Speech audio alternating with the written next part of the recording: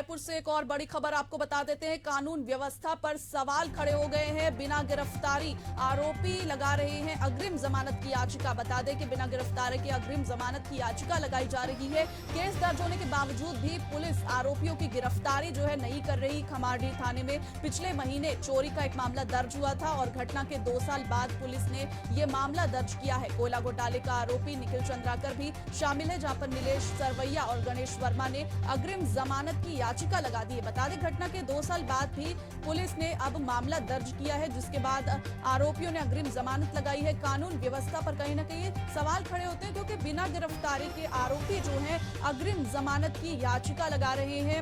FIR दर्ज होने के बाद भी पुलिस आरोपियों की गिरफ्तारी नहीं कर रही है। ऐसे में आरोपी अग्रिम जमानत की याचिका लगाते हैं। खमारडीह थाने में पिछले महीने केस दर्ज हुआ था, एक चोरी का मामला दर्ज हुआ था, जिस पर अब आरोपी ने 2 साल बाद मामला दर्ज किया गया और अब आरोपी ने अग्रिम जमानत की याचिका भी लगाई है।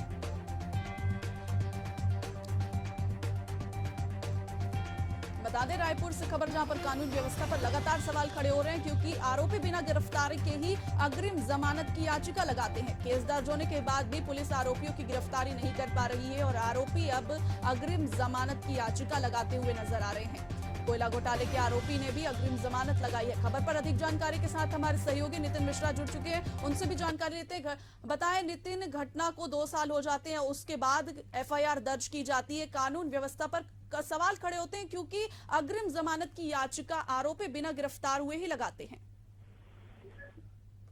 पर फिर से एक बार सवाल उठ रहे हैं, क्योंकि ये जो पूरा मामला है करीब 2 साल पुराना मामला है और इस मामले को लेकर थाने में एफआईआर दर्ज कराई जाती है और ये एफआईआर जो है करीब 2 साल बाद दर्ज होती है। और ये 2 महीने पहले ये जो एफआईआर दर्ज हुई, इसमें 3 लोगों के नाम थे। इसमें जो पहला बड़ा नाम था, ये आरोपी जो कोयला घोटाला में भी हैं निखिल चंद्राकर, और उसके बाद जो 2 अन्य आरोपी हैं नीलेश सरवैया और गणेश वर्मा, ये तीनों आरोपियों के खिलाफ जो है एफआईआर कराई जाती है। लेकिन पुलिस इस मामले को लेकर कोई संज्ञान नहीं लेती। हमारे जो सूत्र हैं वो बताते हैं कि जो दोनों आरोपी हैं नीलेश सरवैया और गणेश वर्मा, ये दोनों आरोपियों को पुलिस थाने भी लेकर आई थी, इनसे पूछताछ भी की थी, लेकिन पूछताछ करने के बाद इनको छोड़ दिया गया था। और बता दूं आपको, इसमें जो बड़ी बात यह है कि इन सभी आरोपियों के खिलाफ गंभीर धाराओं में जो मामला दर्ज किया गया है, न केवल चोरी का मामला, इसमें अलग अलग धाराओं पे मामला दर्ज किया गया है। तो पुलिस की कानून व्यवस्था पर सवाल ये उठता है कि जब गंभीर धाराओं में मामला दर्ज है तो पुलिस ने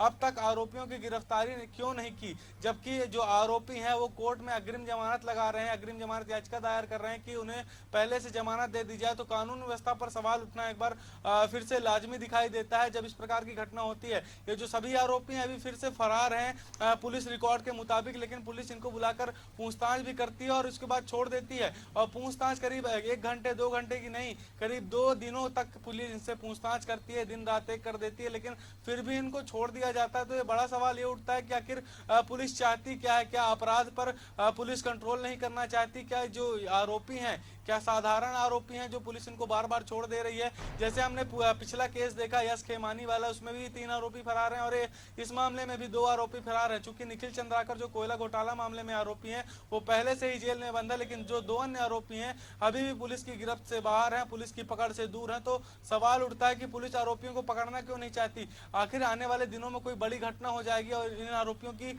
संलिप्तता उसमें होगी, तो आखिर जिम्मेदार कौन होगा? क्या पुलिस विभाग इसकी जिम्मेदारी लेगा? तो ये भी एक सवाल खड़ा होता है। तो आप देख सकती हैं कि कानून व्यवस्था की हालत किस कदर रायपुर में इस दिनों खराब होती जा रही है। पूरा जो मामला है आपको बता दूं खमारडीह थाना इलाके का है, जहां पर पीड़िता 2 साल तक चक्कर लगाती रही। उसके बाद अभी 2 महीने पहले ही इस मामले को लेकर एफआईआर दर्ज हुई, लेकिन आरोपियों के खिलाफ किसी भी प्रकार की कार्रवाई। बिल्कुल नितिन, एक लचर कानून व्यवस्था और पुलिस पर सवालिया निशान खड़े हो जाते हैं, क्योंकि बिना गिरफ्तारी के ही आरोपी जो है अग्रिम जमानत की याचिका लगाते हैं। जानकारी साझा करने के लिए आपका बहुत शुक्रिया नितिन।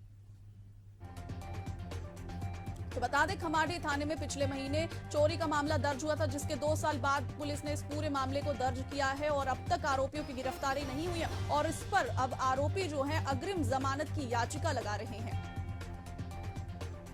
कहीं ना कहीं पुलिस के कार्यप्रणाली पर सवाल खड़े होते हैं, क्योंकि केस दर्ज होने के बाद भी पुलिस आरोपियों की गिरफ्तारी नहीं करती है। क्या वजह है कि आरोपियों की जो गिरफ्तारी है वो नहीं होती है पूछताछ के बावजूद, आरोपियों की पहचान होने के बावजूद, क्योंकि पुलिस की कार्यप्रणाली पर अब सवाल उठते हैं।